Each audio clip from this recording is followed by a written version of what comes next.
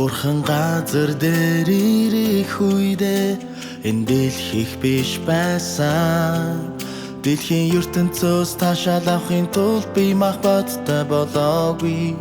Түүний ажил, түүний зан чанарыг илчилж хамгийн утга учиртай байх газар тэр төрнө. Уг газар хариун эсвэл бузар газар байх нь хамаагүй. Тэр хаач ажиллаа гэсэн тэр бол ариун юм. Дэлхийн ертөнц дээрх бүх зүйлийг тэр бүтээсэн хэдийч бүгдийг нь сатан захруулсан.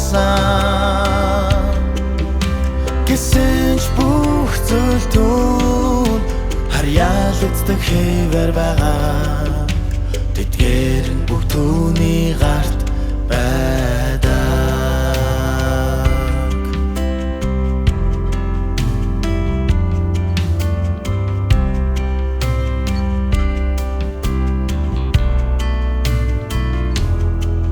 Бурхан ариун байдлаа илчилхийн төлөө бузар газарт ирж ажилдаг.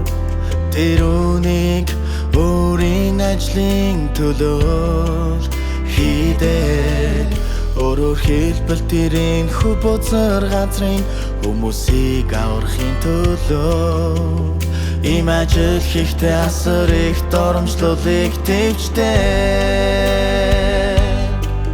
Энэ гэрчлийн төлөө бүх хүн төрлөختний төлөө хийгддэг. Ийм ажил хүмүүс Бурханы зөвхт байдлыг харуулдаг бөгөөд Бурхан бол дэдийн дэд гэдгийг илүү сайн харуулж чаддаг.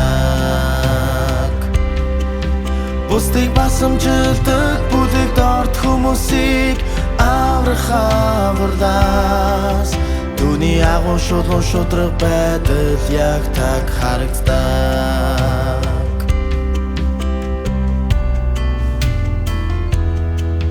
Бузар заван газарт төрснөө тэр бол дорд гэдгийг нотолдоггүй. Энэ юрдо түүний агуу байдал боллоо. Хүн төрлөختнийг их түүний жинхэнэ хайрыг харах боломжийг бүх бүтээгдсэн зүйлд олгодог. Тэр хэдий чинээ ингэж хийн энэ нь хүнийг гэсэн түүний ариун хайрыг түүний өсөв хайрыг төдий чинээ их хилчилдэг.